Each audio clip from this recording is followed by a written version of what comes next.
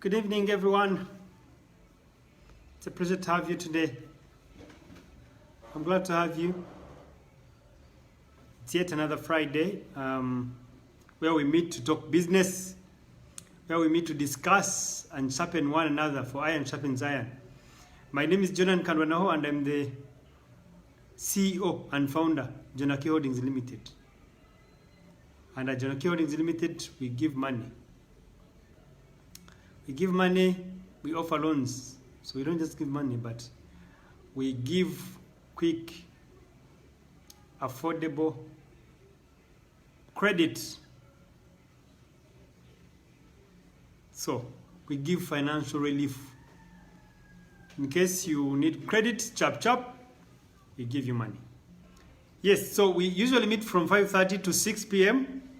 where we get to meet to discuss business.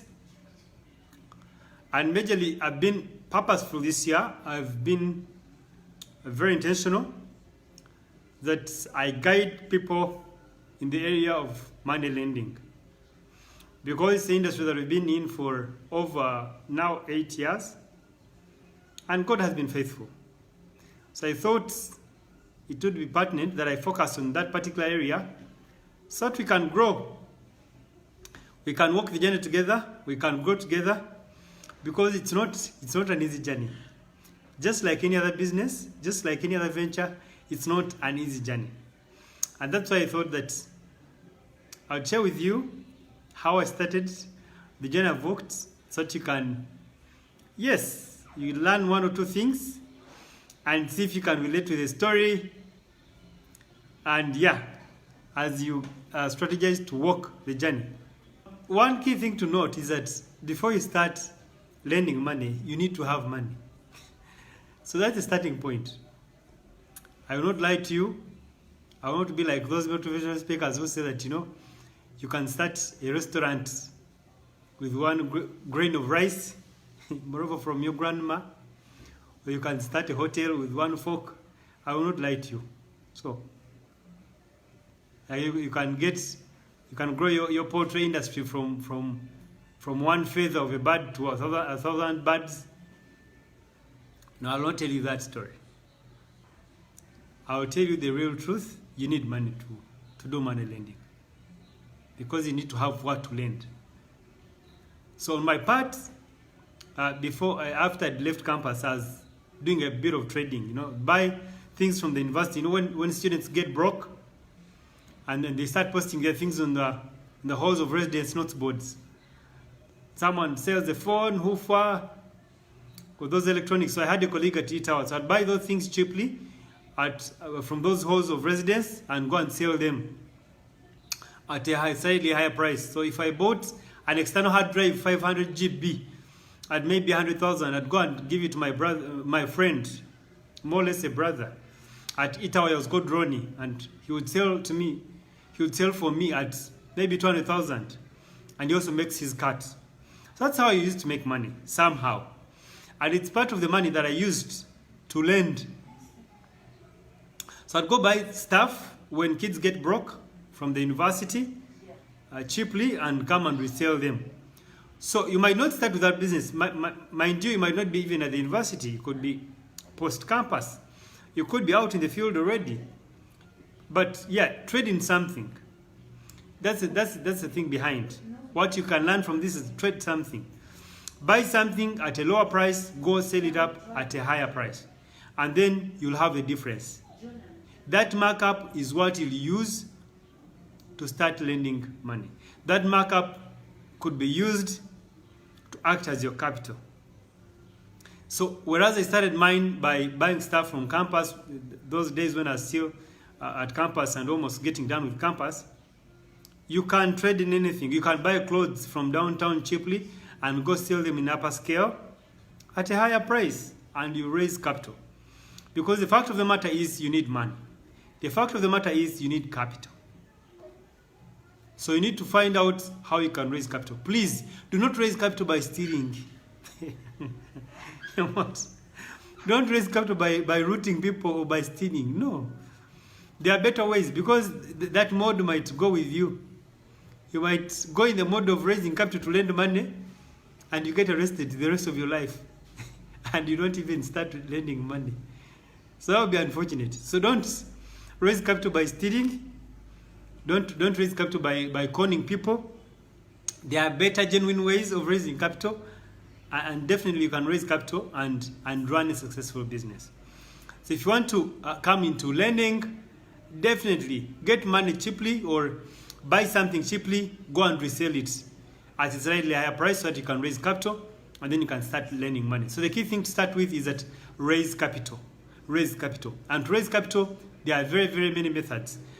You can also look up my video on raising capital. I did a video on that. Check out John Nkandwanaho on my YouTube. Just type in my name and click on that bell and subscribe. But yes, there's a video on raising capital. There are several other ways. So the key thing to start with is you need to have capital in order to start lending money. Because you cannot lend money which you do not have. You cannot lend money which you do not have. You're going to get a client, you start assessing them, time comes for them to receive the money and you don't have the money.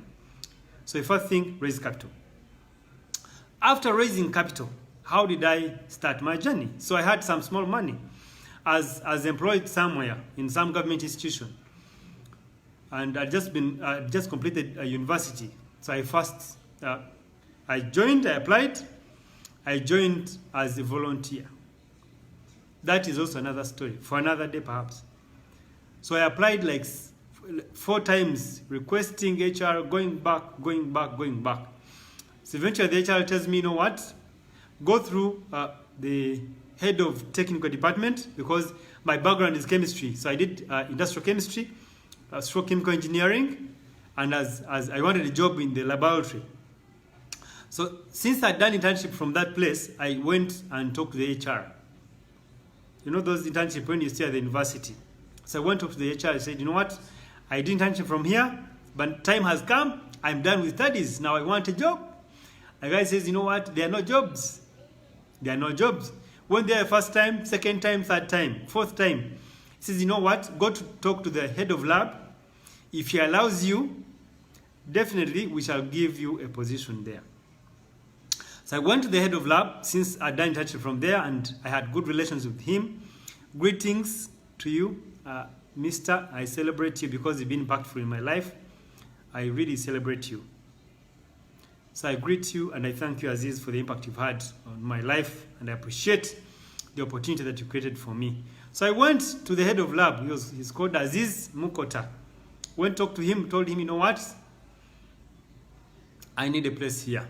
He says, Jonan, we do not have jobs here. What I can do, there are two people who went abroad for internship, for further studies. So 2 vacancies have come up, but we shall recruit you as a volunteer. I said, no, I can first volunteer. I can work for free. You look at my services and see if you can take me on. So he said, fine, since I didn't have any issues with you the time you were interning here, we can try you. So he wrote for me a sheet, which I took to the human resource, and they took me on as a volunteer. So a volunteer at this place has not being paid any coin. Remember, I was working, but there was no lunch at the institution. There was no any allowance, transport refund, or anything. So I had to fend for myself for everything. I took on the placement. So I started working as a volunteer. Worked. I worked for about 6 months until they said, you know what, I think this boy is serious. They decided to give me some allowance, about 600,000. So when they give me this allowance, I start thinking, how do I maneuver? Because I'd always prayed that if I get any money, even if it's 600,000, I think I'll be the richest person around. You know, that time you think any money can get you to a higher level, or you can do anything with the small money, and you think any money that comes through can actually make you do great exploits until you get there. You always anticipate a given level until you get there and realize, you know what I anticipated actually is not what I thought. So they gave me this placement and they started giving me allowance after 6 months of 600,000 Ugandan shillings. That's about maybe about $150. about 150 US dollars, so that I could fend for my lunch and transport. But while I was there, as they started paying me, I looked at the trend in the institution, looked at people who had worked for quite a while. And this is not about mouthing, it's a fact of the matter. So I looked at people who had worked there, earning 1.5, 2 million, 3 million, 5 million. I worked for quite a while, and but still there was no big deal. I'm like, you know what? Do I want to be the same thing, like work in the same place for a given period of time and still be the same person, still do the same things, struggle financially? I'm like, I need to think. Like someone said, we used to have a connotation that you need to think outside the box. Until someone came with a new statement that you need to create your own box. So I had to create my own box. And how did I create my own box? So in government, for those who work with government, when you're crossing from one quarter to the other, money tends to delay. There are usually delays in payments, And it came one of the quarters, the delays in payments came on board. Money took a bit of time to come through. And usually that time is hard. Some people sleep during lunchtime so that they can cross over. Some people park their cars because they don't have fuel. Some people abscond from duty because they don't have transport. So it is that serious. So when you're crossing, if you're working with government, crossing from one court to the other, it's usually a hassle. And it was not any different at the institution where I was. So it was hard. It was terrible. As someone said, for those who work with government or other institutions, salary earners, you're usually a few days away from being a pauper if you've not saved well, if you've not invested well, if you don't have any other source of income. You're a few steps away from being on the streets, from being a pauper. And so when we're crossing from one quarter, it so happened that money delayed. And one of the staff came and approached me because I was doing my trade. Even when I got that placement, I kept my trade. So this guy comes to me saying, you know what, Jonan, I need some small money because I'm almost parking my car. I need some small money. So like, fine, how much do you need? He says, I need 200,000. In dollars, that's about 80 US dollars. He says, I want this small amount of money, about 80 US dollars, which is about 200,000 Ugandan shillings, so that it can get me moving till the salary comes through. Lo and behold, I had the money, so I got the 80 US dollars and gave it to the guy. And he put the fuel in his car because he was almost parking his car. He was honest with me. Gave him the 80 US dollars, the 200,000, and he was happy. But I told him, before I give you this money, you'll put small interest. So like, Jonan, how much are you talking about? Well, just put small money. Just put 40,000. 40,000. That's about, I think it's about $10. So put about $10, about $10-15.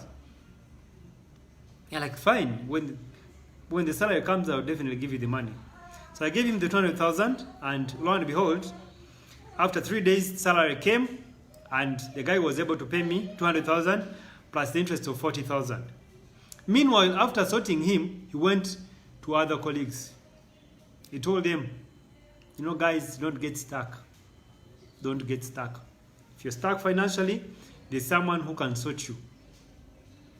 And before I knew it, a number of guys came up. Because as you may know, it's not him alone who was in that situation.